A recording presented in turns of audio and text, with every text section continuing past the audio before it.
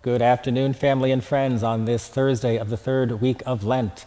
Our regular message coming out from Our Lady of the Valley and Holy Cross churches here in Wayne. We have a little respite. There's no rain happening now, but I'm not sure what's going to happen for the rest of the day, but we think we got enough of it yesterday. You know, this coming weekend is the one weekend of the year that I absolutely hate the most because we move into daylight savings time and we lose an hour's sleep. Now, I know our U.S. Senate has passed a bill to put us on daylight savings time permanently, but unfortunately the House of Representatives has not taken it up yet. And there are at least a dozen states have also passed their own bills in their own states to put us on daylight savings time permanently, but the states can't do anything until the federal government takes care of it. You know, this idea of daylight savings time, many people think it had to do with agriculture and farming and dairy and so forth, but most dairy farmers and most agriculturalists will tell you it really does not, because it really confuses the animals and affects harvest time and so forth. The daylight savings time was actually begun as an energy saver. It was first proposed back in 1895 in New Zealand, but it never went anyplace.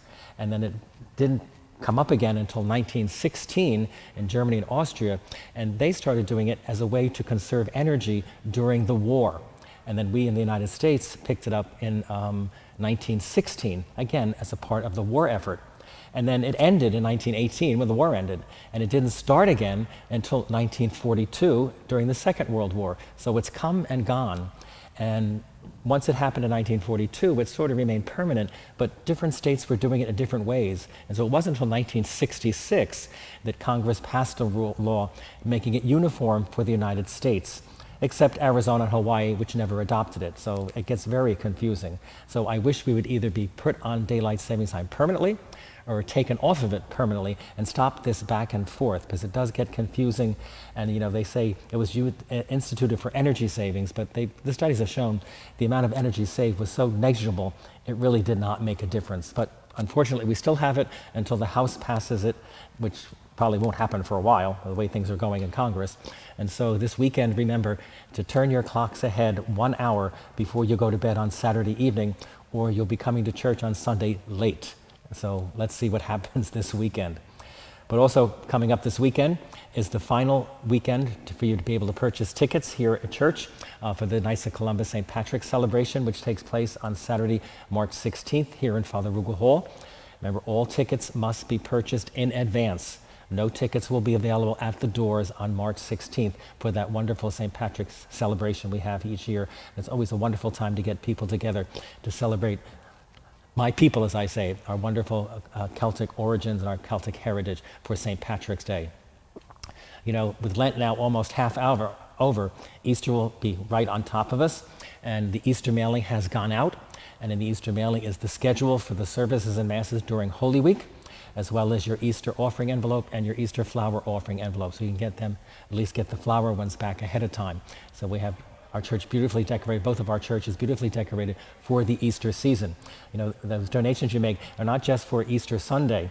It helps us have flowers throughout the 50 days of Easter, and as well as flowers throughout the whole year leading up to Christmas when we get your next flower envelope. So that's gone out. But also, right after Easter, we begin having classes, what we call adult confirmation.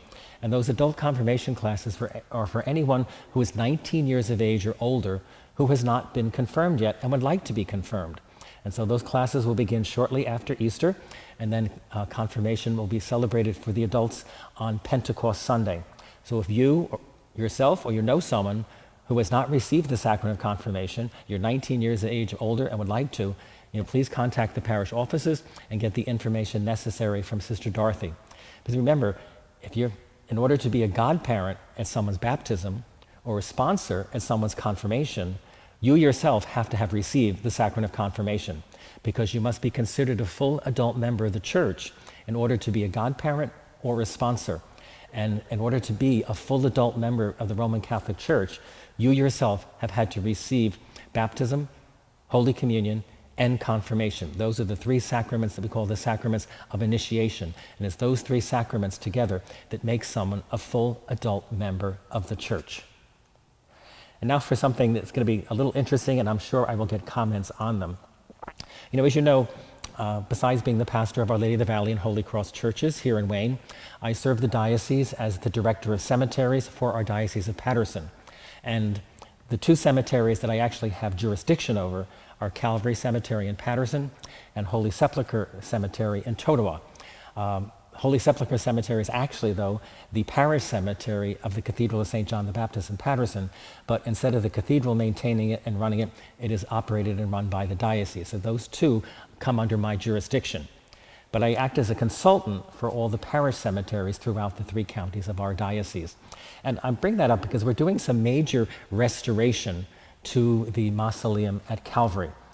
We started with what we call Unit 1, and we're working our way to 2, 3, and 4. Now, Units 1 and Unit 2, which need the most restoration work, were actually constructed in the mid-1970s. And unfortunately, the company that built them, it was long before me and long before any of the current administration, was a company out of New Orleans. And I am convinced, even though I can't get anyone to put that down in writing, I am convinced that that company did not fully understand the weather in New Jersey, for one thing, and they didn't understand the traffic pattern on Route 80, which is right next to the cemetery. You know, probably when those mausoleums, those first sections of the mausoleum were built, Route 80 was a small little highway.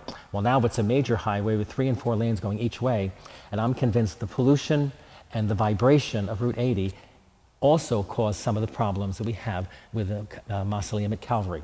And so we're doing this major restoration, starting with Unit 1 and working all the way to the final one, Unit 4. And I had to laugh as part of that. On either side of the Unit 2 mausoleum, there are some terracotta images, bigger than life-size terracotta images. And those terracotta images were either it was the wrong material when they were put in the 70s, what we're not sure, but they are deteriorating. And on the one side is a large terracotta image of the resurrection, and that's being removed. And also the one on the other side of the mausoleum is being removed as well. And the company that's doing it for us, they're doing excellent work, but the gentleman who's overseeing the work, he was a little concerned because he said, in order to remove this terracotta image of the resurrection, I have to basically hit it with a hammer and smash it. I said, yeah. He said, well, I feel funny. He said, smashing Jesus with a hammer. And I started to laugh. I said, well, then just put a towel over it or a big sheet over it and smash it and remove it, not to worry.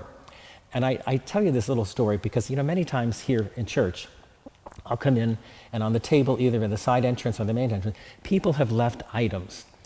I mean, just last week, we got a very large edition of the Bible. Well, unfortunately, it's the King James Version of the Bible that we don't use. That's not the official Bible that we use in the Roman Catholic Church here in the United States. We use the Revised New American Bible. But I'm sure people leave these things in church, whether they're Bibles, books, we get statues, we get rosaries, we get holy cards, you name it, we get it. I'm thinking, all right, people, they don't want it, and they think maybe someone here does. But to tell you the truth, I simply have to collect these things and throw them out. And so if you have some religious article or object that you don't want, don't assume that we want it here. I say that with all, kindness and generosity. You can dispose of them yourself, because I tell people all the time, all trash eventually either gets buried or burned. And so you can put them in the trash. If you feel funny about putting a statue in the trash, just wrap it in a towel and then put it in the trash. Because I said all trash eventually gets buried or burned. So you can dispose of these items yourself. Please do not leave them here in the church thinking someone here wants them. The truth is, I simply collect them and I put them in the trash here. So I'm sure I'll probably get comments about that, or someone will say something to me over the weekend, but that's the truth of the matter.